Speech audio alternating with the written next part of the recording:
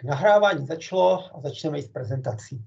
Dobrý den, děkuji všem, co se nejen zaregistrovali, ale i připojili, protože jenom registraci to nekončí, důležité je se připojit a poslechnout si, jak Guide Vision přistupuje k současné pandemické situaci z pohledu IT technologií. Rozhodli jsme se, že hodinu a půl webináře uděláme spíš 2 30 až 40 minutové podwebináře, protože se nám líbí ten formát, co ITSM Forum drží na konferenci, pěkně půlhodinový vstupy, včetně diskuze a přesunu do jiné jednačky. To podstatně se snad za těch 25-30 minut dá říct, ale zase, aby jsme ten ITSM prakticky zkrátili na polovinu, nám bylo taky žinantní, takže jsme vymysleli tuhle kombinovanou verzi. Proto máme 2 řečníky, abyste to i poznali, že je toto druhý téma. Prvním řečníkem za mobilní aplikace je Tomáš Hrobárik, který začne, jen co já tady dokončím ten úvod. A druhým řečníkem bude Michal Zajíček, který má mnohem blíž teďka k těm krizovým situacím, protože u jednoho zákazníka už něco takového nasazoval. Třeba si o tom budeme posléze povídat. Samozřejmě představa je taková, že řekneme jedno téma, buď bude živý demo, nebo nebude, podle toho, jak na tom budeme s časem, pak si o tom budeme chvilku povídat, pak bude druhý téma a pak si můžeme povídat o obou tématech dohromady. A dali jsme si předsevzetí, že když jsme řekli, že to nebude trvat déle než hodinu a půl, tak skončíme aspoň za 10 minut a půl šesté, aby jsme to netáhli až na doraz na těch 90 minut. Kdyby někdo chtěl se na něco ptát v průběhu, tak zvedněte tu pacinku, kluci to uvidí a v momentě, kdy bude vhodný moment tu otázku položit a zase zvednout, tak k tomu dojde, ale předpokládám, že spíš si budeme ty otázky klást až ke konci. Tak to bylo za mě. Pokud máte teďka na mě nějakou organizační otázku, protože to je asi tak jediná, kterou dokážu odpovědět. Výborně. Takže otázky nejsou, za to máme připravenou prezentaci. Tomáši, tak prosím o tvůj úvodní vstup. Je trošku děsí teda tady občas naskakuje ikonka, že mám špatný připojení, tak mi když tak řekněte, kdybyste mě neslyšeli. Tak si asi vypni video pro jistotu teda. Nevím, jestli se vypnu z toho druhého ještě.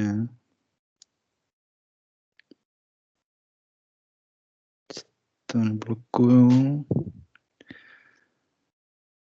Okay. Takže vidíte prezentaci. Ano. Prezentaci vidíme a vidíme kdyby ukazoval něco jiného nebo špatného, tak mi řekněte, já teď nevidím. A já vás teda všechny vítám a přeji hezké odpoledne všem připojeným. A moje jméno je teda Tomáš Hrobárik, pracuji ve společnosti Guide Vision už to bude téměř 5 let jako technický konzultant. A poslední roky se specializuju primárně teda na frontend development, UI, UX a s tím spjato je vlastně i mobilní aplikace. A jak všichni víte, tak to hlavní téma dnešního webináře je heslo mobilně a bezpečně. Přičemž v té mojí úvodní zhruba půlhodinové části bych se rád věnoval pod tématu zkusme pracovat bez překážek. V rámci té prezentace jsem si připravil pár názorných ukázek, kde si pak můžeme ukázat na nějakých modelových situacích, jakým způsobem můžeme zapojit ty mobilní aplikace pro plnění našich potřeb v pracovním životě. A na úplný závěr bych se ještě pak rád podělil o pár, řekněme, typů, pokud byste vůbec zvažovali nasazení mobilní aplikace vaší společnosti. Na úvod bych začal trošku netradičně a zkusil si udělat vlastně takový malý průzkum, která máme tu vzorku lidí trošku menší. Nicméně aspoň zjistím, jestli mě pořád slyšíte a posloucháte. Otázka je jednoduchá. Zajímá mě, kdo z vás aktivně využívá mobilní aplikaci k pracovním účelům. Tady je důležité zmínit, že se neptám na používání generických aplikací, jako je třeba e-mail nebo komunikátory a la Slack nebo Teams, Hangouts, nějaký dedikovaný aplikaci, kterou využíváte na řešení pracovní agendy, ať už se jedná třeba o nějaké vykazování, zadávání žádosti a podobně.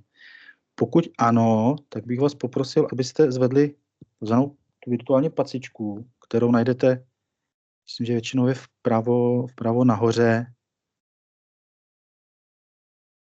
nebo někdo ji má možná dole, nevím.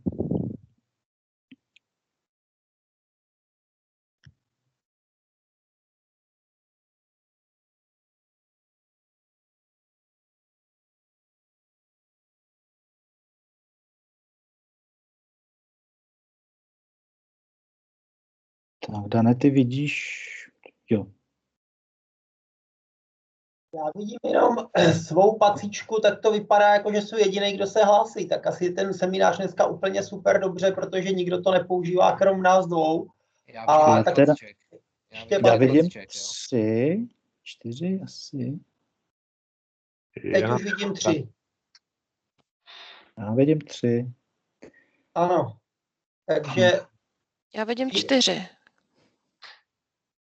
A já jich vidím 5. Rozklikněte si účastníky. Když si rozkliknete... S Danem 5. Ano, s Danem 5. S Danem 5, no. Dobře. Super. Tak já děkuju. A ostatní předpokládám, že to opravdu nepoužívají, anebo nemůžou najít pacičku. Tak jo. Tak důležité je, že to pro většinu účastníků bude nové téma. Tak, teď se dostáváme teda k té vlastně za mě klíčové otázce. Proč vůbec implementovat mobilní aplikace? Přece jenom mobily se staly, řekněme, nedílnou součástí našeho každodenního života. A musím se přiznat, že předtím, než vlastně interně jsme začali využívat mobilní aplikace, byl jsem relativně skeptický a měl jsem primární obavy z toho, zda vlastně to nenaruší nějakou tu hranici mezi tou prací a běžným životem. Nicméně jsem si pak vlastně začal uvědomovat, že i v rámci toho běžného života je spousta situací, kde si vlastně ani nedokážu pomalu představit to fungování bez mobilu. Příklady, vemte si například situaci, kde vám přijde poštou nějaká faktura za nedoplatek elektřiny a vy máte na výběr vlastně jít třeba vzít tu složenku, jít na poštu, nebo můžete jít do internetového bankovnictví, a nebo využít služeb smart bankingu. Jelikož jsem teďka primárně doma, tak samozřejmě můžu jít zapnout počítač, otevřít si prohlížeč, najet na stránky bankovnictví, musím si nějakým způsobem vzpomenout na ty přihlašovací údaje. V zápětí to po mně může chtít potvrzovací SMS-ku, protože mám dvoufaktorovou autentizaci. Pak musím ručně přepsat platební údaje, zkontrolovat to, potvrdit platbu, opět pomocí SMS a pořád doufat, že jsem někde neudělal chybu. No a nebo taky vlastně můžu vytáhnout mobil, můžu spustit svoji bankovní aplikaci, naskenovat vlastně ten QR kód, který už docela bývá součástí těch faktur, potvrdím a všechno to mám vlastně v jednom zařízení. Stojí mě to ve finále pár vteřin oproti, řekněme, těm desítkám minut, které strávím u toho počítače. To znamená, ten čas, který ušetřím, pak vlastně mohu věnovat své rodině. A dokonce i když někdy kolega nebo známý po mně chce vlastně zaplatit nějakou tu útratu večerní, tak ve finále už ani neposlám peníze, dokud mi sám nepošle QR kód. Už jsem docela línej to všechno psát. Nebo poslední dobou taky nedám dopustit třeba na navigační aplikace typu třeba Waze. To znamená, můžete být sice ostřílený řidič, znát všechny různé zkratky, ale nikdy nemůžete vědět, kde se vlastně stala nehoda. Nebo kde se kupí auta, to znamená najít tu ideální trasu, která vás dostane z bodu A do bodu B v co nejkratším možném čase. Cestou navíc můžete zjistit, že potřebujete dotankovat a vy třeba ani nevíte, kde je nějaká nejbližší stanice. Takže všechno vlastně vám tohle v rámci ty mobilní aplikace máte vlastně na dosah a může vám to vlastně usnadnit ty běžný rutinní úkoly, otázky, které máte.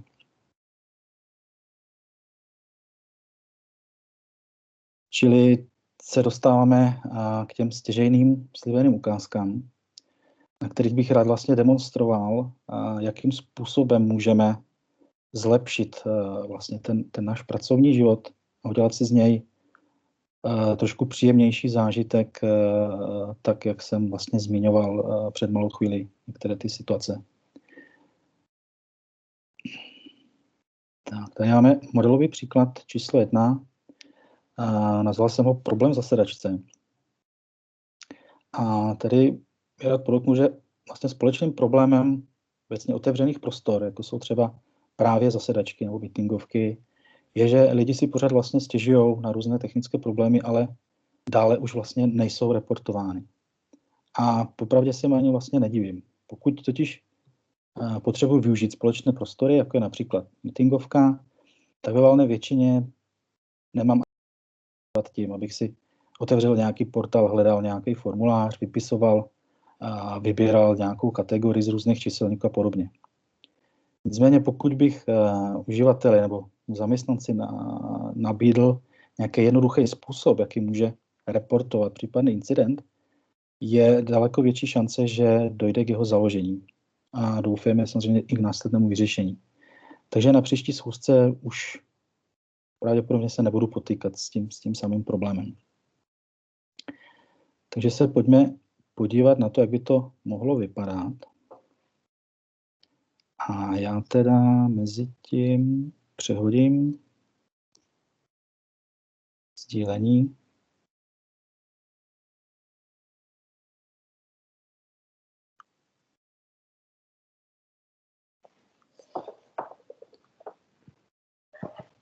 Tak mi řekněte, jestli vidíte nebo nevidíte.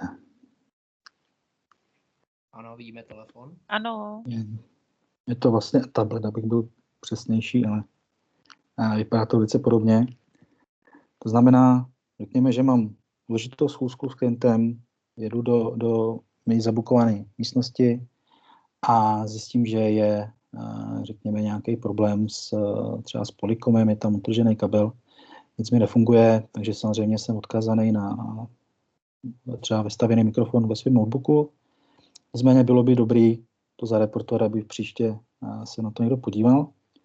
Takže já si vlastně v té zasedačce třeba najdu nějaký papír, který mi říká, že můžu využít nějaký barový kód, který můžu naskenovat a který mi pomůže vlastně k tomu zadání. To znamená, já si teďka v té aplikaci, měli byste vidět dole vlevo, mám takovou sekci Quick Actions, to znamená rychlé akce, kde mám Scan for Help. Takže spouštím Scan for Help a vidíte, nevím, jestli to bylo vidět, je to docela rychlý tady. Vlastně ten kód mi naskenoval a hnedka mi vlastně načetl, že se jedná o konferenční místnost s názvem Nürburgring. Takže já dám hledat a na základě toho se mi teďka nabídnou nějaký konkrétní akce, to znamená, já můžu zadat různé typy problémů, takže vybíráme třeba audio issue a zareportujeme přetržený kabel.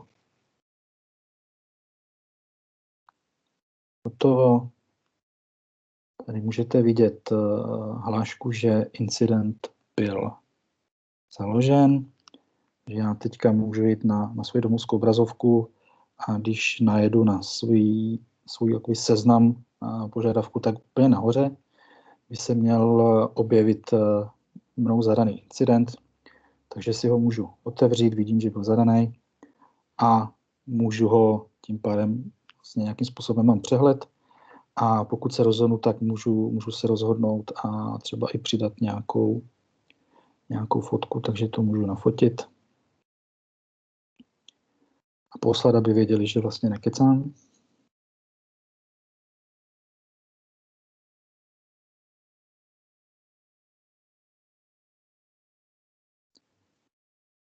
Třeba bude malinko trvat, ale měla by být vidět. No, takže na pár kliků vlastně podobně, jak jsem zmiňoval vlastně s tím internet bankingem.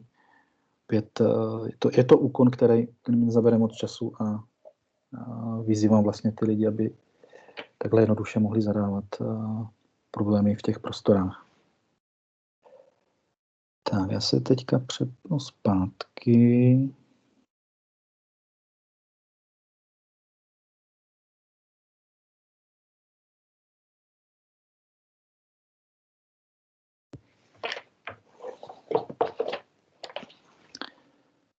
A přejdeme na další slide a tím se dostáváme k další ukázce o tématu, kterou jsem nazval Zapadla žádost o schválení. A předpokládám, že určitě jste se alespoň jednou setkali s podobnou obrazovkou. Znamená, primárně, když se vracíte z dovolený, tak na vás vyskočí poštovní klient a uvidíte velké house numero s počtem nepřečtených e-mailů, které kolikrát už vlastně v ten moment ani nemusí být aktuální. Takže je docela těžký si vlastně najít ty potřebný maily, které vyžadují vaši pozornost.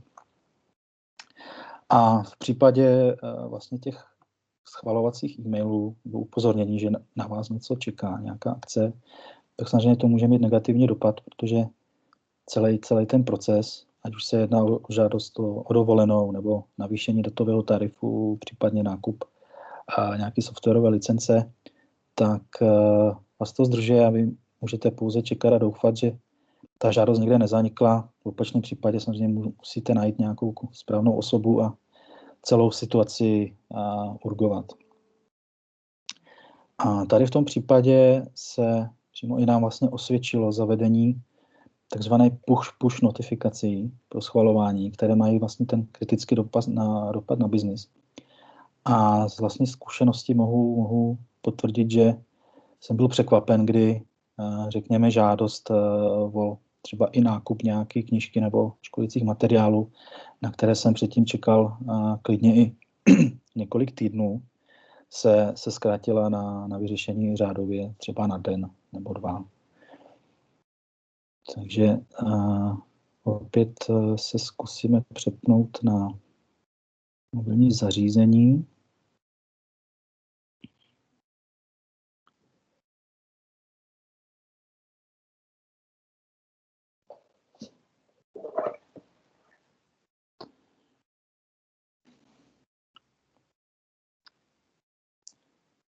Tak mi řekněte, jestli vidíte obrazovku. Ano. No.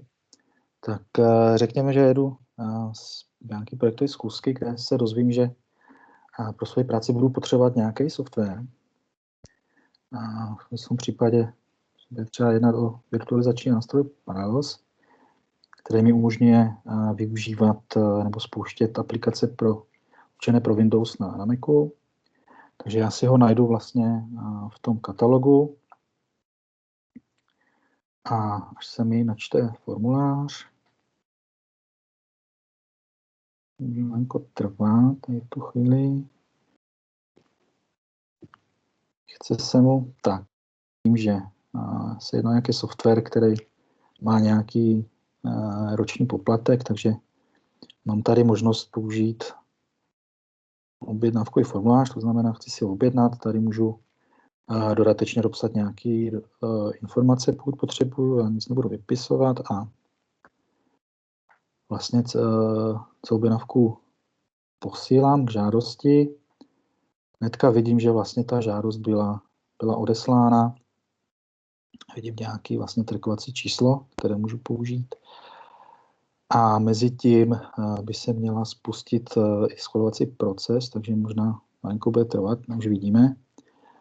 Mezi tím mi vlastně přišla zvaná push notifikace. Je to tím, že jsem ještě teda přihlášený jako druhý člověk v jiné aplikaci, vlastně ten schvalovatel, takže já teďka v té notifikační liště vidím oznámení, že je vyžadováno schválení, takže na to klepnu a ukáže se mi vlastně ta žádost o schválení, kde můžu rovnou tu žádost přijmout nebo zamítnout. Pokud se chci dozvědět více, tak já můžu klepnout vlastně na obsah toho požadavku, takže tady vidím, o co se jedná.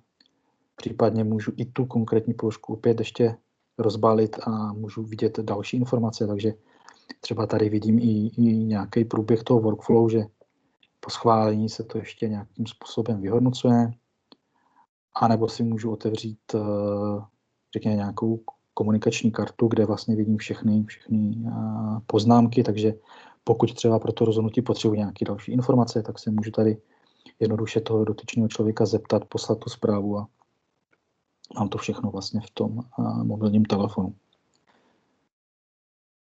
Takže já se rozhodnu pro to schválení a přepnu se zpátky do té pozice toho žadatele a když půjdu na opět svůj seznam požadavků, tak tady vidíte nahoře opět ta žádost je otevřená a když se podívám, tak vidím, že v tom pracovním procesu to schválení už bylo provedeno.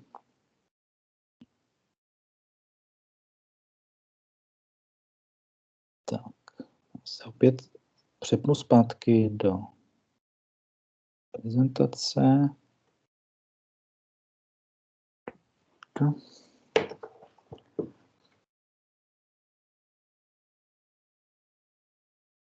A tím se vlastně dostáváme k tomu poslední ukázce, kterou bych rád prezentoval, a to je nástup do zaměstnání. A předpokládám, že všichni jsme si minimálně jednou prošli tím vlastně klíčovým momentem toho zaměstnance a tím je právě ten nástup, nebo chcete-li moderně onboarding. A samozřejmě zažil jsem situaci, kde vlastně ten první den nástupu jsem vůbec neměl připraveno pracovní místo, čekal jsem někde v nějaký zapadlé místnosti, až se mě někdo vůbec ujme a na konci dne jsem vlastně odcházel s tím, že jsem teprve třeba obdržel notebook, na kterém byly akorát čerstvě nainstalované Windowsy. Na druhý den jsem strávil čas nastavováním účtu, instalací, přihlášováním do různých systémů. A samozřejmě tady ten neefektivně strávený čas jde na vrub zaměstnavatele, který to vlastně musí hradit a vy jako zaměstnanec se pak stejně můžete cítit akorát mizerně, nebo přemýšlíte, zda vůbec patříte do týmu. Na druhou stranu jsem zažil i relativně opačný extrém, bylo to zhruba právě před těmi 5 lety, i když to bylo teda formou e-mailu. Nicméně a několik týdnů před nástupem jsem obdržel různý formuláře nebo žádosti o vyplnění, které byly potřebné pro personální oddělení. A k tomu se navíc třeba obdržel dotaz na výběr preferované konfigurace notebooku. A tudíž vlastně jsem pozad byl utvrzován v tom, že o mne má zaměstnavatel opravdu zájem a v den nástupu jsem prakticky mohl začít hned pracovat, vše bylo vlastně připraveno a přišel člověk hotovýmu a nemusel jsem podepisovat další tunu papíru. Navíc má to dobrou vizitku vlastně i na toho zaměstnavatele, to znamená, získáváte si určitou lojalitu a zaměstnanec je větší šance, že vám zůstane déle. Čili pojďme se zkusit teďka opět podívat na krátkou demonstraci toho, jak by podobná situace mohla vypadat, pokud bychom využívali ten mobilní telefon.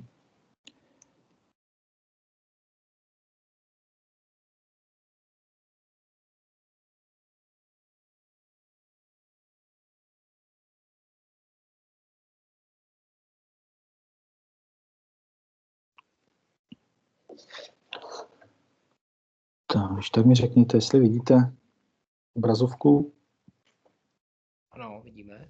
Jo. Tak, super. Takže teď si představte, že já vlastně jako ještě nenastoupený zaměstnanec jsem obdržel přístup do aplikace, kde vlastně můžu rovnou vidět případně důležité kontakty. Pokud mám jakýkoliv dotaz, můžu se podívat na budoucí týmové kolegy, můžu se třeba podívat, kdo bude můj manažer, a nebo můžu získat kontakt na personalistu, můžu se jednoduše rozkliknout, podívat se na jednotlivé údaje a ideálně můžu třeba rovnou vlastně zavolat na uvedené číslo nebo třeba napsat e-mail, pokud bych měl teda nastavený e-mail.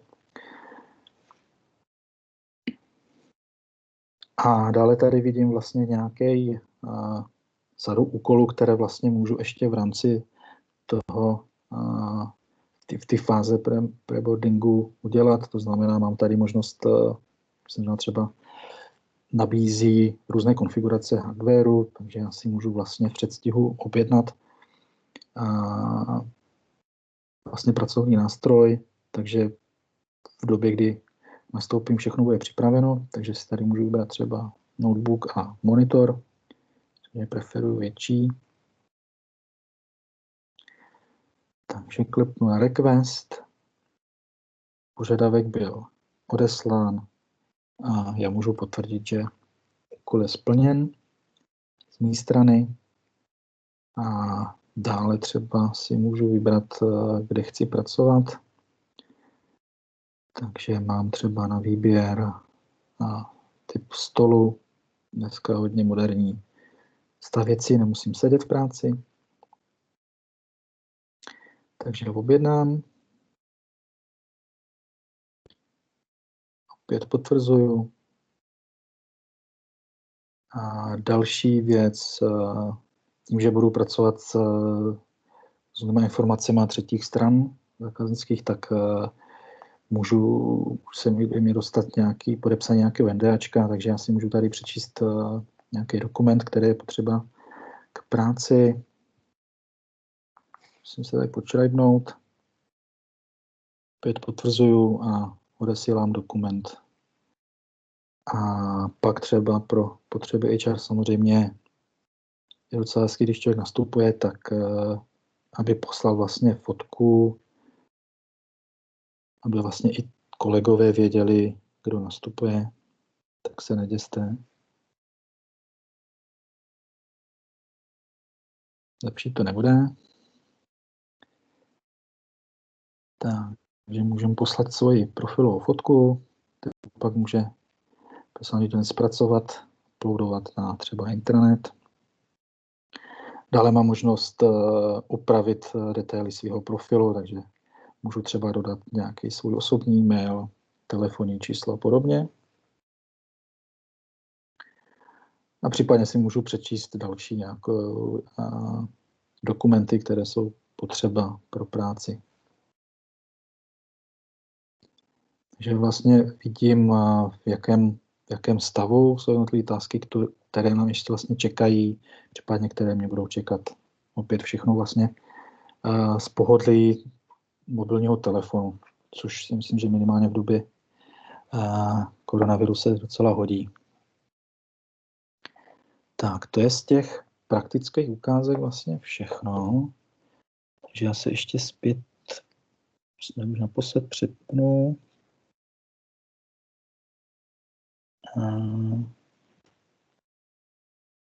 Bych měl sdílet prezentaci a tím pádem se dostáváme vlastně na závěr.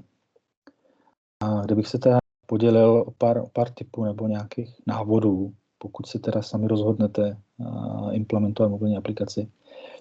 A za mě úplně asi to první, čím bych začal, je určitě udělat nějaký průzkum. To znamená, za mě nejlepší je poslat třeba nějaký ten survey nebo dotazník vlastně na lidi a zjistit a identifikovat nějaké společné potřeby. Jo. Samozřejmě můžete mít představu, co ty lidi trápí, ale kolikrát ty lidi to třeba ani neřeknou, nebo nevíte, co je vlastně, které úkony jsou pro ně stěžejné, nebo které jim zabírají spoustu času. Takže dobré je vlastně sesbírat všechny možný nápady. Dále je dobré si udělat vlastně nějaký plán, to znamená vytvořit si případnou roadmapu, jak chcete vlastně ty jednotlivé kroky implementovat, zadefinovat si nějaké ty případy užití a určitě se i zaměřit, jaké vlastně ty mobilní vlastnosti byste chtěli úplně naplno. Tady, jak jste viděli, bylo to jenom pár, třeba kamera, ale určitě se dá využít daleko víc, to znamená, v některých případech se hodí třeba GPS souřadnice, které vlastně v telefonu většinou ten senzor je. Se bavit i třeba o nějaké hlasové navigaci, nebo hlasem zadávání a podobně. Dále v rámci ty konfigurace je potřeba dbát na to, že je opravdu ten obsah, který nabízíte, je potřeba malinko optimalizovat pro ten mobil. Přece jenom mobil nabízí daleko menší rozlišení, nebo ta obrazovka není tak veliká, jak jsou lidi zvyklí z desktopu. To znamená, pokud jsou sice zvyklí vidět třeba nějaký obsah tiketu s různýma informacemi nebo fieldama, tak je dobrý se zamyslet, jestli tam opravdu potřebujete všechny ty informace. Znamená, kolikrát ten obsah je opravdu zaměřen na ty klíčové prvky. Určitě doporučuji testovat v subprodukčním prostředí předtím, než člověk naběhne na ostrý, a ideálně si i vytvořit třeba nějakou pilotní skupinu lidí, na který můžete třeba udělat nějaké pilotní nasazení, sesbírat feedback a otestovat to. A taky se samozřejmě zaměřit i, že všechno vlastně funguje na všech zařízeních. To znamená, někdo dneska spoustu firm nabízí BIOS, takže máte ve firmě spoustu různých zařízení, takže opravdu se ověřit, že všechny fungují. No a při samotném spuštění určitě bych nezanedbal i samotnou informovanost, protože není nic horšího než spuštění nějakého produktu, o kterém ty lidi ani nemají povědomí. Což se stalo dokonce i přímo u nás, kdy x let dozadu jsem spouštěl nějakou novou aplikaci pro zadávání vlastně výkazu práce a zjistil jsem, že spousta lidí využívalo vlastně starý způsob a vůbec si vlastně nevšiml, že šel nějaký e-mail. Takže určitě je dobrý i investovat čas a vytvořit třeba i nějaký promo video, využít různé kanály ve firmě. A taky je dobrý sbírat vlastně kontinuálně ten feedback těch lidí. To znamená, pořád bude mít co vylepšovat. Na pro mě dobrou nikdy neuděláte suprový systém, suprovou aplikaci, takže určitě začít klidně s tím málem a postupně vlastně nabalovat. A tím se opravdu dostávám vlastně k závěru, takže za mě teda všechno, co jsem chtěl sdělit, takže dávám prostor. Nevím, jestli teda dáme teďka diskuzi, anebo počkáme až po Michalový části. Nechám třeba na vás. Já si myslím, že bychom teďka mohli položit otázky tobě, kdyby někdo pak nezapomněl, až bude Michal o něčem úplně jiným. Tak teďka nevím, jestli ty pacinky nahoře tam zůstaly od toho hlasování, anebo je to tolik otázek. Já žádný packy nahoře nevidím. Ale jestli můžu mimo packu, takhle ústně, Lukáš? To bude lepší. Já se, Tome, prosím tě jenom zeptám. Řekněme, ten nástupní proces, nebo pochopil jsem prostě tu podporu toho, a jakým způsobem ta druhá strana, čili ten potenciální jako uchazeč, nebo ten, který vlastně předčasně řeší takový ty náborové aktivity, že jo, posílání fotek a různých výpisů z rejstříku a tak podobně, jakým způsobem on vrací tyhle ty materiály. Ty jsi to sice simuloval krásně, nicméně přes systém, který je tobě dostupný. Když to on jako potenciální zaměstnanec je někdo z ulice, kdo ještě nemá přístup do našich systémů. No, samozřejmě tady záleží, jakým způsobem se řeší ten přístup nebo autentikace do toho systému. A zažil jsem teda, spoustykrát jsem viděl, že opravdu ty lidi ještě před nástupem ve finále se jim zakladaly nějaké účty, které prostě byly v nějakém režimu hlídacím, a pokud samozřejmě nedošlo k tomu nástupu, tak se prostě v ten den to třeba zamklo nebo deaktivovalo, ale jakoby dobrý point je, že samozřejmě musíte nějakým způsobem zajistit. Případně by se to dalo řešit nějakým, řekněme, temporary účtem, jestli vůbec možný. Jo. Dobře, já jsem jenom chtěl vědět, že jsem to chytil správně, že vlastně ten předpoklad byl, že vlastně ten potenciální zaměstnanec, který možná už má smlouvu podepsanou a řeší tuhleto administrativu, tak má nějaký credentialy do interního systému. Dobré, děkuju.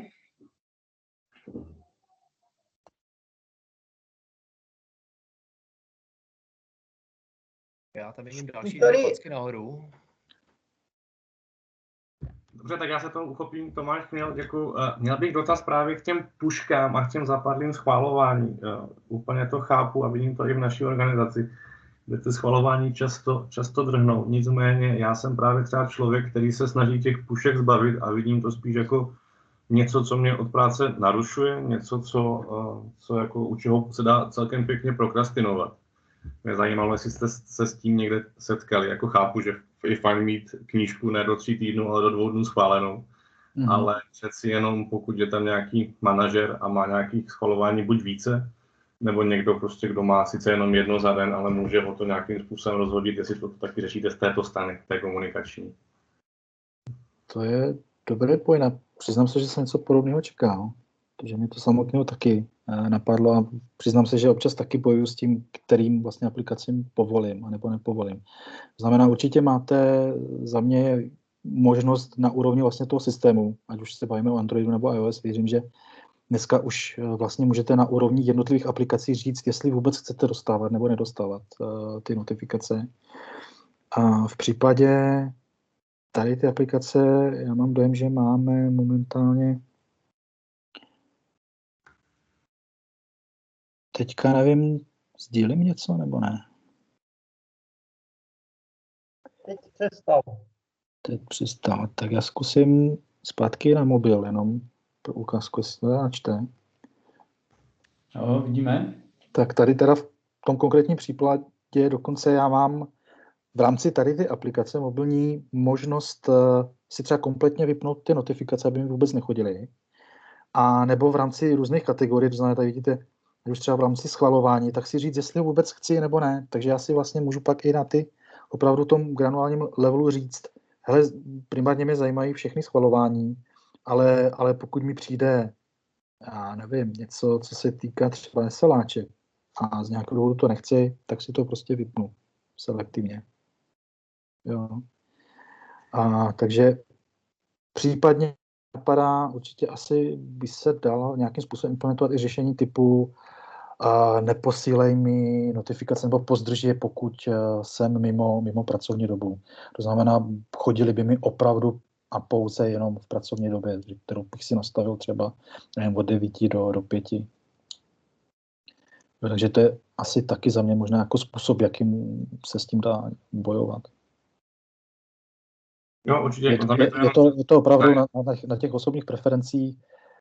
Teda jsem zaskočen, když jsem i zrovna kolega, který mi třeba schvaluje běžné věci, jako právě třeba home office a to, tak byl fakt jako nadšený z toho, že jednak teda problém byl samozřejmě i v těch mailech, že kolikrát z toho mailu nebylo na první dojem patrný, o co se jedná a nebyly tam všechny ty detaily, takže výhoda vlastně za mě je teda, že vlastně do toho mobilu dokážete dostat víc věcí, anebo můžete na proklik právě si zobrazit dodatečně ty informace z toho systému, protože vlastně v něm jste. Takže třeba chcete vědět, co je to vůbec za člověka, kdo je, nebo z jakého týmu spadá, nevím.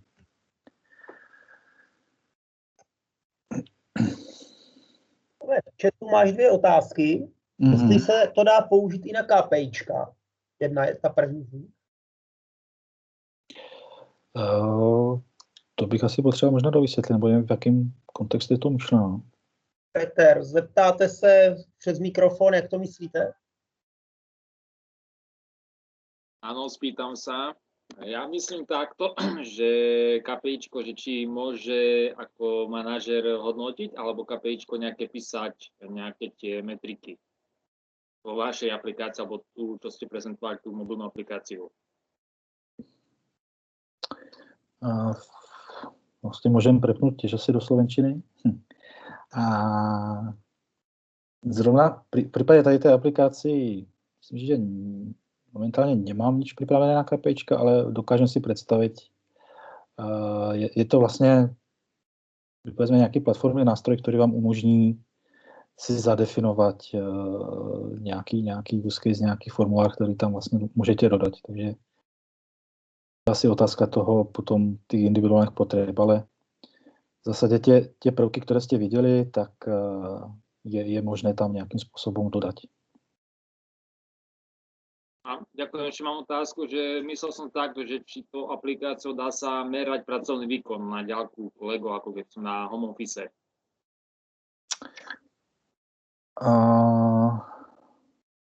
Otázka, jakým spôsobom to merať, že jo. Respektíve, či to chcem merať vlastně v rámci té mobilní aplikaci, alebo na základě čeho, protože ten člověk může, povedzme, pracovat primárně s tím desktopem, takže tam ten mobil mu asi moc nepomůže. Samozřejmě jsou tam i nějaké možnosti, povedzme, geolokačného trackovania, abyste vysloveně chceli, a tím pádem aspoň zjišťovat teda polohu pohybu lidí, či jsou vlastně na městě, alebo pendlují. A obecně trackovanie si myslím, že je skoro otázka potom na tom, že mám nějaký zadefinovaný úkol, na něm si teda spustím, že pracujem, nepracujem. Ale neviděl jsem ještě asi nějaký systém, který by byl jako tak spolahlivě a blbůzdorný, že ho neobídem. To znamená, vždy to bude asi na tom, že ty ľudia budou muset nějakým způsobem někde vyplňovat, reportovat ten čas. Dobre, ďakujem za otázku. Či za odpoveď, tak. A další otázka, podepisování přes mobil, jak se řeší, pokud není tužka? A já jsem tužku nepoužil. Tady to, co jste viděli, tak je vlastně nějaký doplněk, který využívá dotykové zobrazení, to znamená podobně.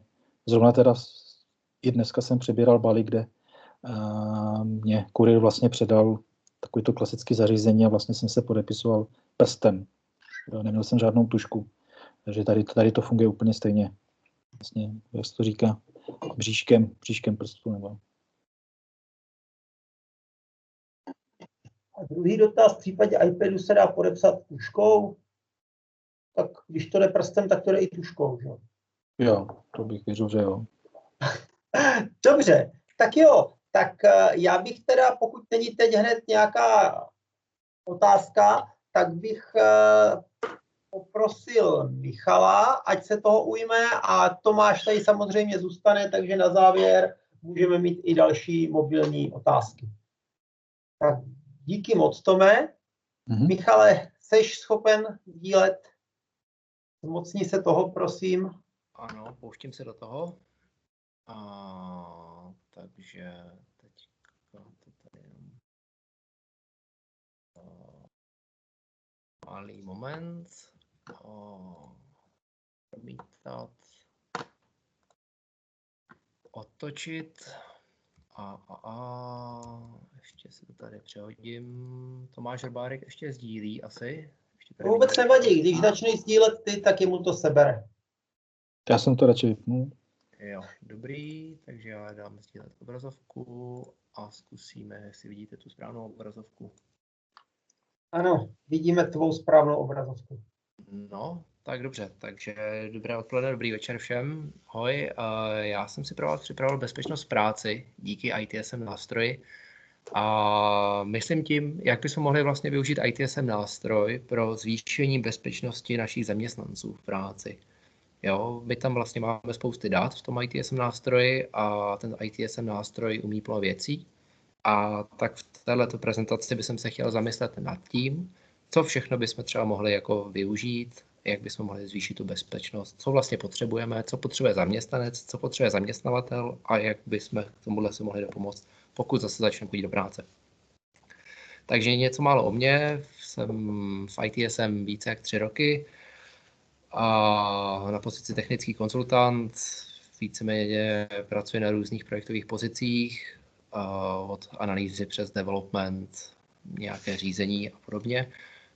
Poslední dobou často, když je nějaký požadavek, tak prozkoumat, co všechno to umí, co všechno jsme schopni udělat nějaký POCčko, něco naimplementovat, odprezentovat a rozchodit nějaké řešení. Takže otázky na mě můžete i technické, i netechnické, cokoliv.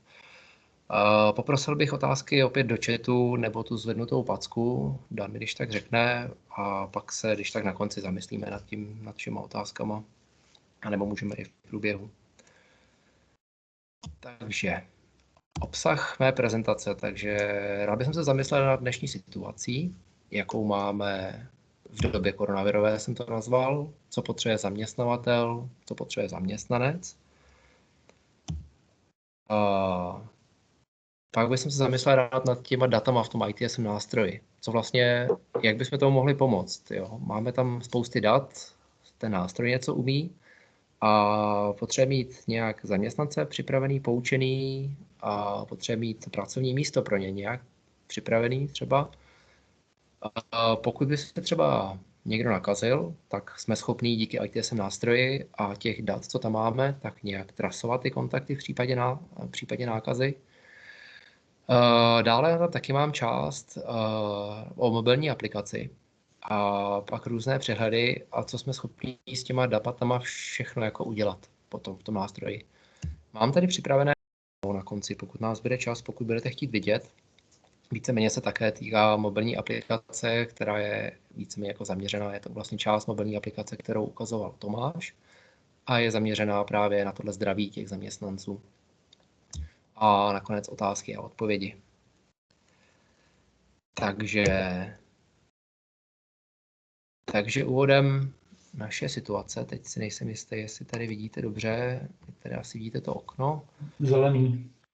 Jo, je to dobrý, díky. A takže situace v naší době. Takže jak to bylo dříve? Zaměstnanci víceméně normálně chodili do práce, pracovali mezi odděleními, stýkali se, meetingy, měli asi docela pocit bezpečí, občas byl nějaký open office, lidi chodili do kanceláří, občas byl třeba někdo se chřipkou, tak na něj lidi byli naštvaný, že nezůstal doma a že šel do práce, tak se nacházeli chřipkou, ale tak se to nějak zvládlo a někdo to jako moc jako neřešil. Měli jsme nějaký e-maily, když máte chřipku, zůstaňte doma, ale jako nebylo to v takové míře jako dneska. Takže to znamenalo, že zaměstnavatel víceméně měl pracovní lokality, běžný pracovní místo pro zaměstnance, ať už to byl stůl nebo kancelář. A nikdo moc nic neřešil, bylo to zajištěné pracovní místo na zaměstnance, občas někdo na home officeu, pracoval na notebooku, ale nikdo víceméně se asi ničeho moc nebál, když šel do práce. Nikdo neřešil to zdraví, tak to vidím já. A jak je to nyní? Tak teďka máme práci z domova, home office, jsme online, teďka vlastně máme i nařízení vlády, že kdo může zůstat doma, ať zůstane doma, do práce vůbec nechodí. Což teda počítám, že za pár týdnů pomine, že to tak nebude na celý život. Nicméně zamýšlím se nad tím, mám strach vrátit se do práce, budu tam potkávat 20 lidí za den, ty potkávají další 20 lidí za den, nakazím se tam, nenakazím se tam, možná sám se ani tolik nebojím, bojím se třeba o ty lidi, se kterými se stýkám, jezdím za babičkou, má 80 let, rozhodně bych ji nechtěl nakazit, možná teďka docela jako i rád, jako jsem prostě doma, jakože radši se s těma lidma nestýkám, hodně omezuju kontakty, bojím se nákazy, bojím se, že by se já někoho nakazil, snažím se chránit. A co zaměstnavatel můj? Tak, jednak je teda otázka, jestli zaměstnavatel chce, aby se zaměstnanci vrátili do práce, ale zároveň on by taky potřeboval vidět, jestli se ty zaměstnanci chtějí vrátit do práce. Jestli se třeba bojí, jak jsem říkal, jestli se můžou vrátit, jestli se třeba nemůžou vrátit, protože třeba pečují o někoho nebo učí své děti, a nebo by se třeba chtěli vrátit a bojí se. A tuto informaci ten zaměstnavatel dneska nemá vlastně. Někdo je doma, vlastně teďka jsou všichni doma a on vlastně jako neví, co se bude dít. On vlastně neví ani, co si zaměstnanci myslejí, občas se může na nějakým face-to-face dozvědět třeba od manažera, jak se cítí. Ale takže já bych se rád zamyslel nad tím, jestli jsme schopní dostat z těch zaměstnanců třeba jejich ochotu vrátit se do práce, jestli můžou nebo nemůžou.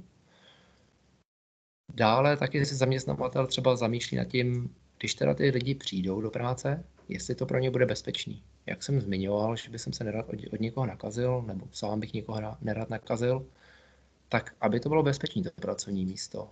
Bude to dezinfikovaný, nebude, jsme schopní nějak to zajistit. jak to vlastně můžeme bezpečně znovu otevřít? Jestli začneme za měsíc zase chodit do práce, tak bude to bezpečný, nebude? Jak to udělat jako zaměstnavatel? Hlavně, jak můžeme poslat tu zprávu těm zaměstnancům, aby oni si byli jistí, že to je bezpečný, že my pro ně zařizujeme, aby to bylo bezpečný. A v poslední řadě, nebo vlastně v neposlední řadě, ale na posledním místě, kolik budou potřebovat pracovních míst v budoucnu. Zůstanou lidi doma, zvykli si být na home officeu, budou chodit do práce, nebudou chodit do práce. Takže i kdybychom třeba měli nějaký přehled, kolik lidí do práce přesně chodí a kolik lidí se chystá chodit do práce, až třeba nebude korona, tak mohla by se s tím asi dělat různé závěry z hlediska plánování, kolik bude potřeba pracovních míst. Tak, co potřebuje zaměstnanec a co potřebuje zaměstnavatel?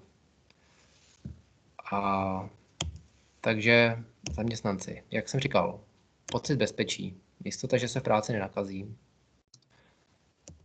a klidné pracovní místo pro výkon práce, což ne vždy je v prostoru domova pro všechny zaměstnance. Někdo doma má třeba malé děti, někdo má jiný rušivé elementy, někdo nemá dostatečný prostor, oddělenou místnost, aby mohl pracovat sám. Takže by třeba radši šel do práce, protože tam to klidný pracovní prostředí má. Co potřebuje zaměstnavatel? Věřím, že potřebuje hlavně zdraví zaměstnance, protože když je někdo nemocný, tak pro něj nepracují. A co pro to jako teda zaměstnavatel může udělat? Možná může kontrolovat zaměstnance ústupu, jestli třeba nemají teplotu, podobně jak to bylo třeba v nemocnicích v dubnu. Může nějak třeba zajistit distancování na pracovišti. Třeba může mít různé časové rozvrhy pro zaměstnance, tím může přiřadit pracovní místo a může třeba říct, že každý druhý stůl bude rezervovatelný a tím pádem zaručí nějakou 2metrovou ochranou jako vzdálenost mezi těma lidma. Může třeba, když bude vědět, kdo tam chodí, kdo tam nechodí a kam chodí hlavně, tak může to pracovní místo dezinfikovat předtím, než tam přijde a potom, co třeba odejde. Protože on by měl vědět potom, kdy tam ten člověk chodí, kdy odchází. Co můžeme taky dělat? Můžeme nějak manažovat sklad, vlastně máme ochranné prostředky, můžeme mít roušky, můžeme mít dezinfekce, ochranné rukavice, brýle ochranný a víceméně my to můžeme nějak nakupovat jako firma a pokud zaměstnanec přijde do práce a nemá třeba ochranný prostředek svůj, my mu to můžeme třeba darovat. Budeme určitě dezinfikovat ruce a tak dále. A zároveň taky zaměstnavatel potřebuje přehled o jednotlivých týmech a zaměstnancích. Tím myslím, že když mám tým, co zastřešuje určitou službu a ten má třeba 10 lidí, tak kdybych třeba věděl, že 7 je z nich nemocných a 2 na dovolené, tak třeba vidím, že už je tam zbyl jenom jeden člověk a ta služba třeba nefunguje tak. Zároveň také, že se třeba lidé nakazili mezi sebou a že ten tým víceméně jako nefunguje. Takže, jak říkám, kdo a kolik. Takže o jednotlivých zaměstnancích, kdo a kolik může a chce jít do práce, kdo a kolik třeba v týmu je nemocný, v karanténě, pečuje o člena rodiny, anebo třeba kdo měl teplotu a byl odmítnutý ústupu do budovy. To znamená, že třeba v Praze bylo odmítnuto 20%, že nesmí jít vůbec do budovy, v Ostravě třeba jenom 5%, protože tam jsou třeba zdravější nebo obecně. A všechny tyhle data bychom mohli nějak sbírat, ať už třeba na jméno, a nebo třeba anonymně. Nicméně ty přehledy per lokalita bychom mohli dělat. A víceméně možná by zaměstnavatel ocenil i nějaké interní trasování kontaktů v případě nákazy. Nějaké automatizované, protože víme, jak dneska funguje hygiena, dneska už je snad lepší. Někdo říkal, že se mu ozvala za týden, někdo za 2 dny. A pokud by třeba byl schopný zaměstnavatel nějak trasovat, s kým byl třeba potenciálně nakažený v kontaktu, nebo kdo měl potenciální kontakt, tak by třeba mohl informovat toho druhého, aby třeba nejezdil třeba za tou babičkou, jak jsem zmiňoval na začátku. Tak, a teďka se na ITS nástroj. A tady mám, jak využít data z ITSM nástroje a vlastně samotný tenhle nástroj. A teďka bych se vás rád zeptal otevřenou otázkou, jaký data v tom ITSM vlastně nástroji máme. Co myslíte, že by se dalo využít? Takže prosím buď do chatu, anebo zapněte si mikrofon a zkuste dát nějaký nápady, který data si myslíte, že by se pro tuhle bezpečnost dali využít. Data, co už máme v ITSM nástroji.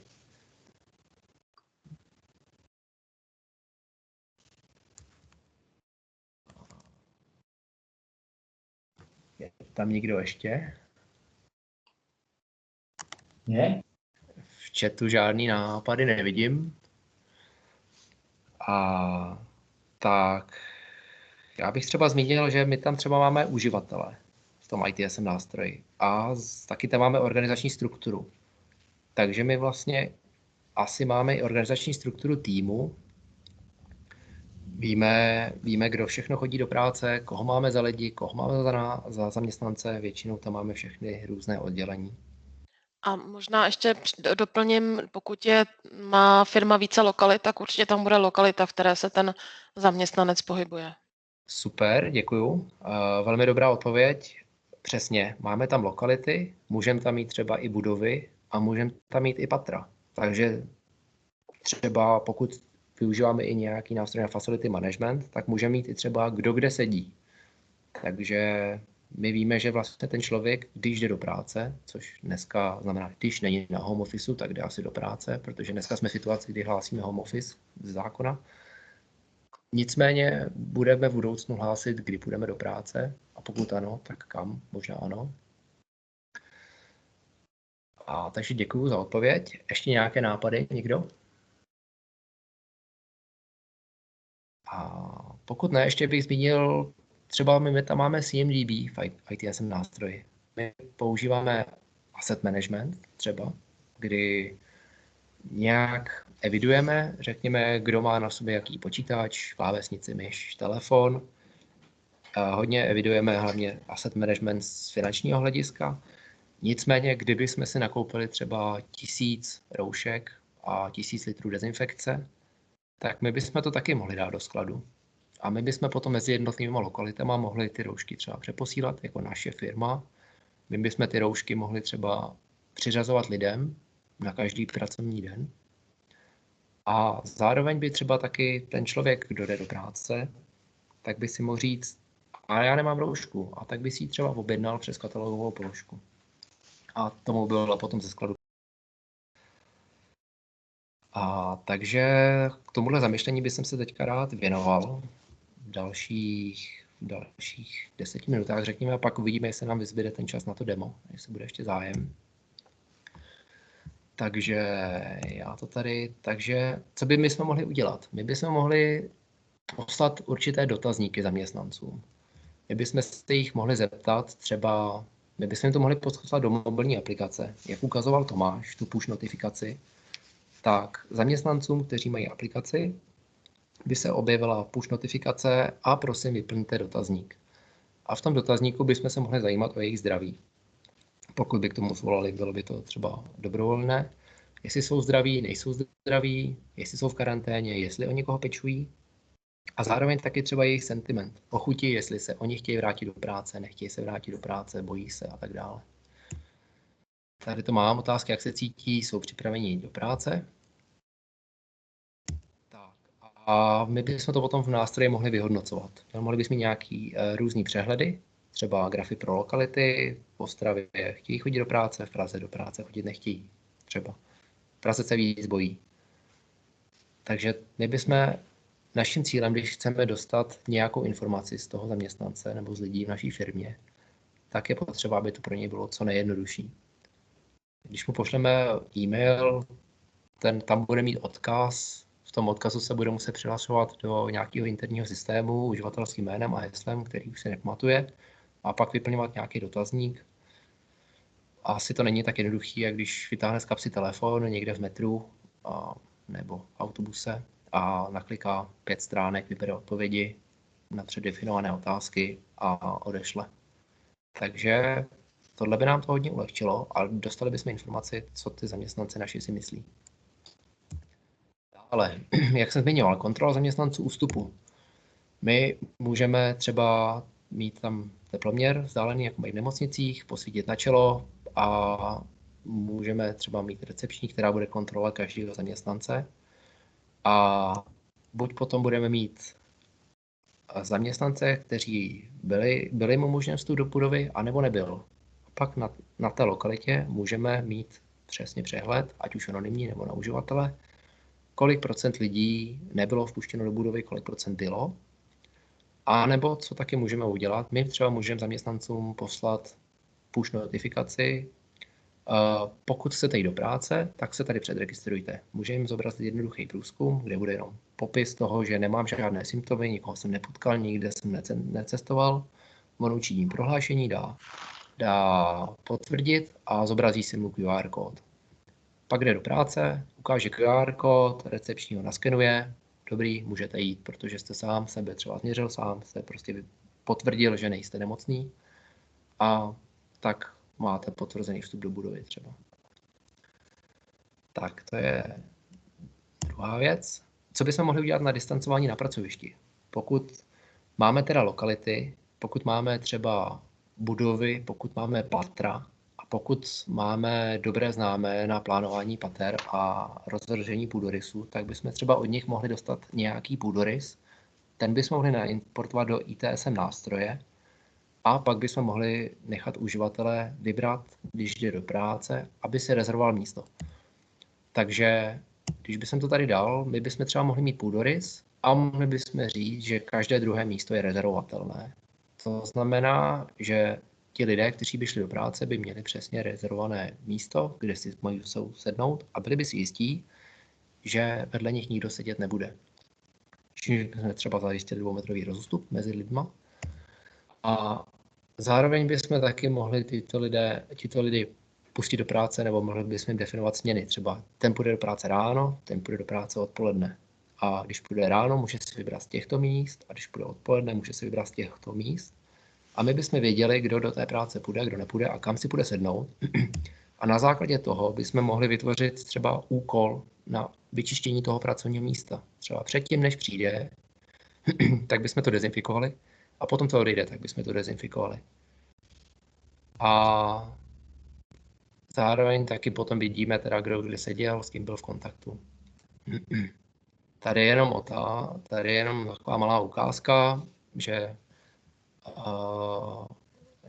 ještě najdu myš, jestli ji vidíte. Tady třeba můžeme vidět na katalogové položce, která znamená, chci si rezervovat místo na zítra v práci. A vidíme, že to červený si třeba rezervovat nemůžu, že už tam někdo sedí. Tady tu 576 bychom třeba úplně vypnuli, aby to místo nebylo rezervovatelné. A já bych si mohl sednout na třeba místo 577, s tím, že bych potom věděl, kdo sedí na 575 třeba.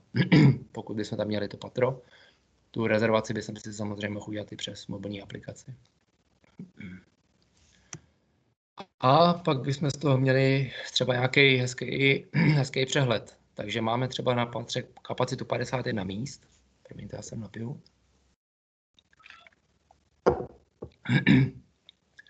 Tady v tomhle případě jsme jich 24 dneska vypnuli, že to znamená, že máme rezervovatelných jenom 27 z těch 51, aby jsme zachovali ty rozestupy. A vidíme, že třeba 10 míst tady bylo rezervovaných. Takže dneska přijde do práce 10 lidí a bude sedět na těch 27 místách. Takže to je třeba tato ukázka. A pak tady mám ty skladové zásoby ochranných prostředků, respirátory, roušky, brýle, rukavice, dezinfekce.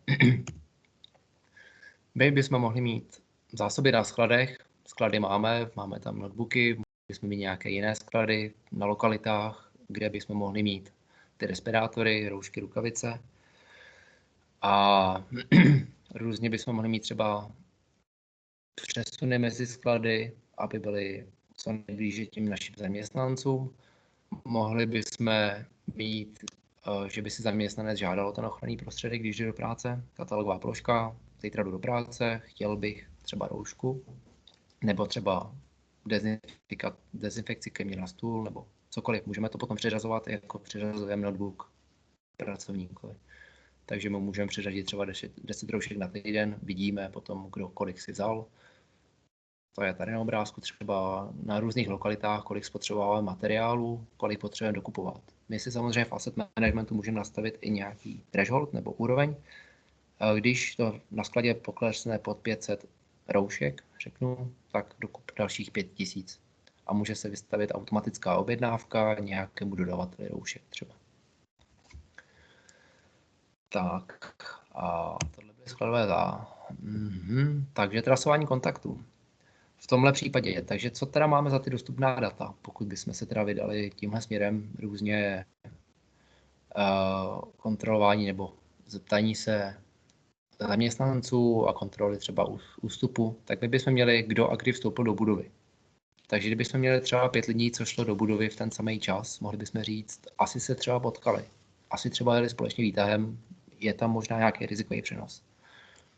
A taky se může třeba stát, že když je třeba někdo nakažený, volá mu hygiena, on řekne, já jsem byl s nějakým kolegou ve výtahu, ale nevím, kdo to byl. Takže tady by to třeba mohlo zaměstnavatel vyhodnotit. Kde se děl, jak jsem zmiňoval, rezervační systém. S kým se potkal? My bychom třeba mohli mít katalogovou položku na denní log kontaktů, manuálně vyplněný uživatelem. Každý den mu můžeme poslat třeba notifikaci nebo push notifikaci. Prosím, vyplňte, s kým se dneska potkal.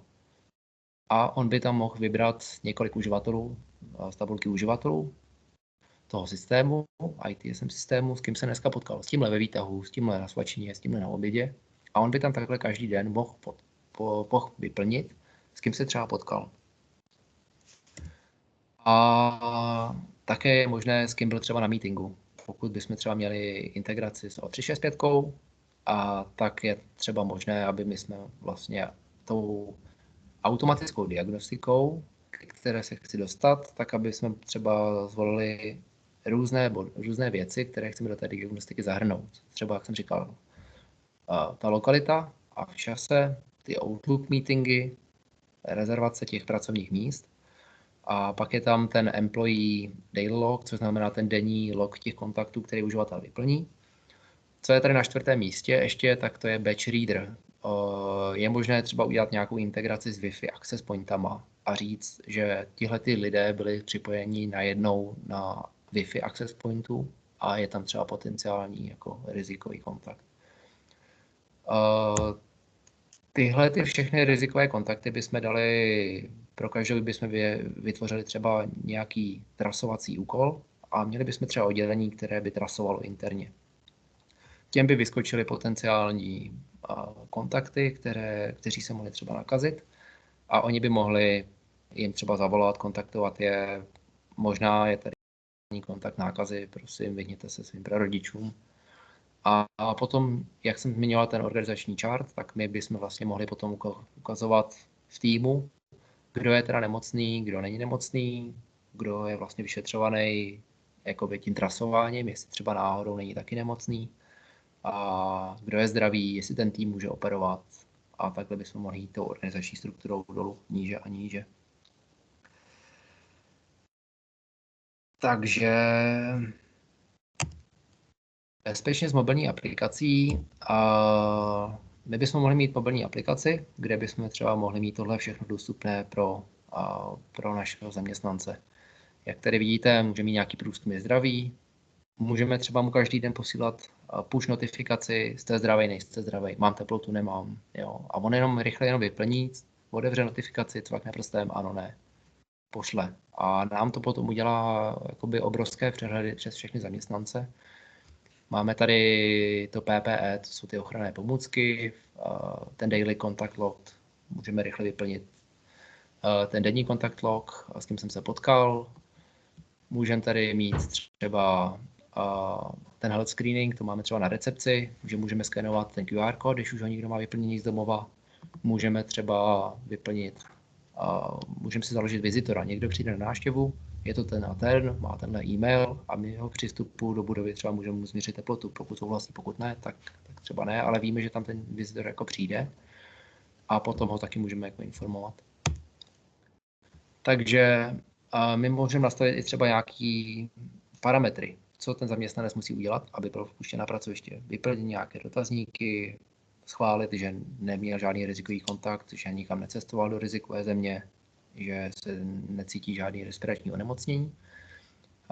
Můžeme mu dát povinnost, aby buď měl svoji roušku třeba, nebo aby si ji objednal, když tak mu ji dáme na recepci.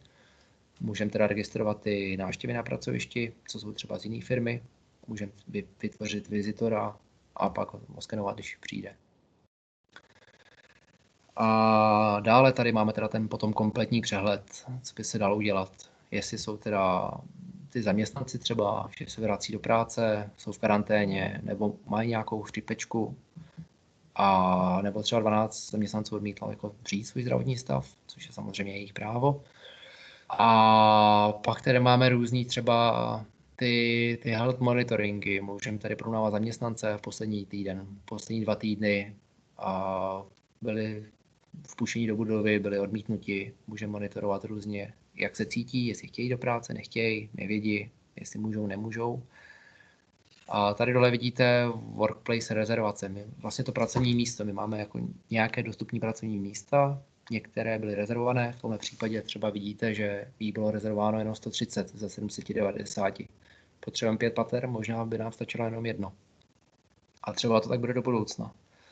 Takže když dám ještě tady další přehled slide, tak tady vidíme různě skladové hospodářství, jak jsou ty zaměstnanci zdraví, nejsou zdraví, jak si rezervují pracovní místa, jak vlastně i fungují ty čistící úkoly pro uklízecí agenturu, jestli to třeba čistí nebo nečistí. A můžeme tady mít různý přehledy, kontakt, trasování a tak dále. Takže to je všechno k mý prezentaci. Já jsem tohle prezentaci hlavně chtěl inspirovat, že ty data z ITSM nástroje bychom mohli využít pro bezpečnost. A pokud bychom k nim přidali ještě pár dalších, třeba přes průzkumy nebo měření teploty nebo tak dále, tak si myslím, že ITSM by velmi mohlo pomoct celkové bezpečnostní situaci ve firmě, pokud zas lidé začnou chodit do práce v prosinci třeba. A teďka bych rád dal prostor pro dotazy.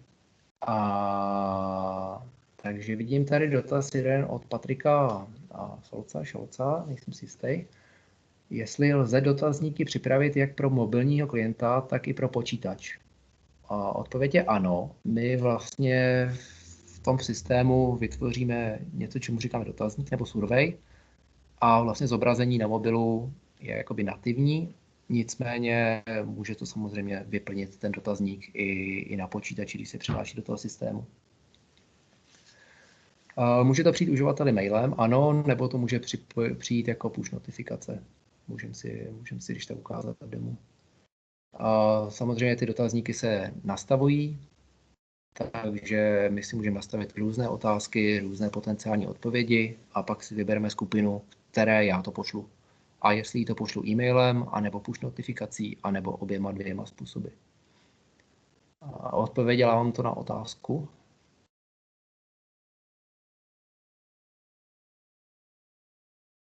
A teď si nejsem jistý, jestli mě ještě slyšíte. Slyšíme.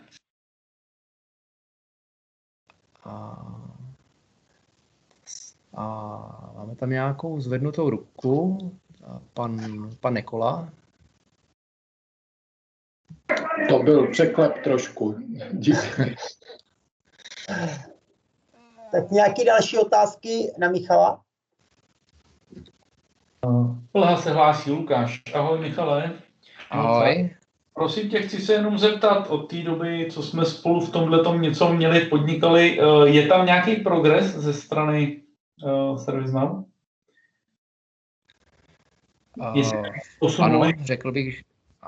Ano, řekl bych, že velký, hlavně přes mobilní aplikaci a to, že vlastně zpřístupnili všechny různé ty dotazníky a vlastně celou mobilní aplikaci, celý jeden applet věnovali zdraví a uživatel to má všechno vidět.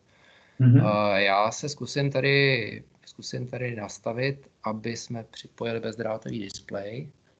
Jenom to tady zkusím, jestli mi to bude fungovat. A prosím řekněte, jestli vidíte mobilní aplikaci. Vidíme. Takže teďka jsem v mobilní aplikaci, já to budu ukazovat myší, ať je to vidět i pro vás. Tady ty servisy, to jsou normální služby, ITSM, objednávání notebooku, jak jsme zvyklí třeba z katalogu. A je vlastně víceméně vytvořený to health jako zdraví, kdy, jak jsem říkal, mám tady Verify My Health, kdy třeba, když na to kliknu, tak tady bude Tak tady bude nějaký dotazník, jestli se to načte. Jo, jak jsem třeba říkal, to je, nemám žádný kašlání, nesmrkám a tak dále na svoje, víceméně na svou zodpovědnost tady vyplňuju, dám třeba acknowledge a dám tady submit. A víceméně se mi vytvoří ten QR kód. A to potom třeba ukážu na recepci. Paní recepční to třeba může naskenovat a můžeme si ukázat, kdyby to třeba naskenovala paní recepční, jak to vypadá. Mám tady jeden QR připravený. Takže tady, když půjdu zase zpátky, tak tady víceméně používá tu samou aplikaci, tady Scan for Entry. Teďka mi to zapne foťák. Já tady teďka na vedlejším monitoru tady mám vás. Kdybych tady měl QR kód, tak to tady sejme ten QR kód a dá to tam to user ID toho, kdo už to má vyplněný a objeví se, že jako entry granted. Různý health survey můžu si teda posílat těm lidem. Tady je vlastně vidět i ten survey, jak se ptal pan Scholz, promiňte, jestli to mám špatně, to příjmení. A tady víceméně na mobilní aplikaci, teďka jenom to teda dělám myší, aby to bylo vidět. Ano, ne, třeba vyplním a jdu dál. A tady to, že mám přiřazený survey, to mi může přijít třeba tou push notifikací, anebo e-mailem, anebo obojím. Takže kde jste třeba cestoval, tak já třeba řeknu Andorra, tam to mají pěkný. A tady jsou potom nějaký jakoby předvytvořený věci z Ameriky. Takže já to tady dám zase pryč. A stejně tak tady potom můžu manažovat ty skladové zásoby, přiřazovat ty roušky, vytvářet si nové roušky, vytvářet si nový sklady, že mi přišlo 1000 nějakých jednorázových roušek třeba. Můžu to potom přiřazovat lidem a tak dále. Takže a tady, když kliknu na to plusko, tak tady vidíte, že mají health status in quarantine. Když si tady dám, tady vlastně můžu jakoby jednoduše reportovat můj stav třeba každý den.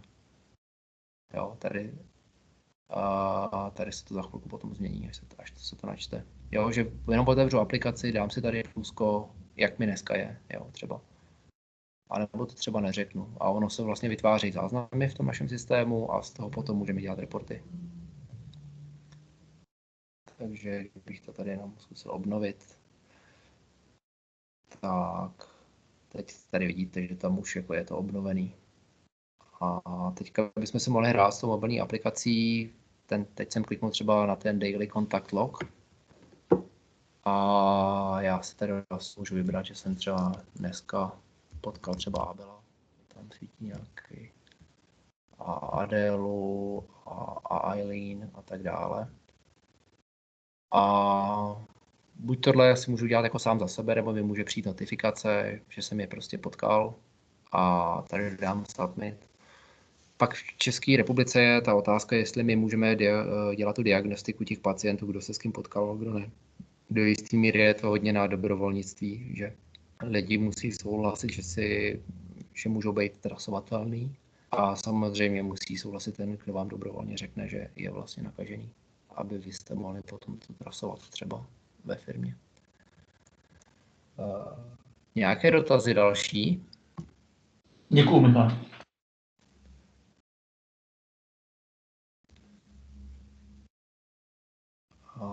Nevidím žádné ruce zvednuté. Když tak se ptejte, kdo má, koho něco napadá. Tak jestli nevidíme zvednuté ruce, tak to vychází jako úplně perfektní načasování. Protože máme za 5 minut půl, tak je vlastně prostor pro poslední otázku.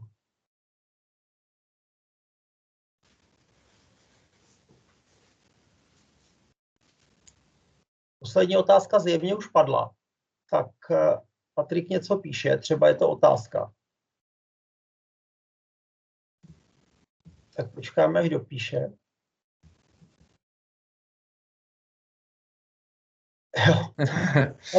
Na Patrika dobrý, tak jsme čekali na to, my jsme si mysleli, že taky otázku nemá. Tak jo, takže jak jsme slíbili, dokonce Tomáš už to i nahrál tady do chatu. a pak to nějak asi vymyslíme, aby to bylo ke stažení na webu ITSMF, že mám slíbili PowerPointy v PDF-ku ke stažení. Nahrávka taky bude, jen co tady ukončím nahrávání a bude to asi 3 dny chroustat, než se mě to někam nahraje, tak to pak taky dáme ke sdílení, aby ti, co se omluvili, tak aby to mohli přehrát. Takže já děkuju oběma přednášejícím a děkuju všem účastníkům, že vydrželi do konce a snad si z toho něco odnesli. Měli bychom asi udělat nějaký feedback form a velice oficiálně pozbírat dojmy, ale tak stačí, když nám to napíšete do mailu, jak se vám to líbilo a co byste chtěli radši jinak a ten mail pošlete jenom mě a pak budu kluky jenom chválit, když tam budou nějaké výtky, tak to jim zavlečím. Tak děkuju a hezký večer. Díky. Děkuju, nashledanou. Ahoj, nashledanou. Díky, nashledanou.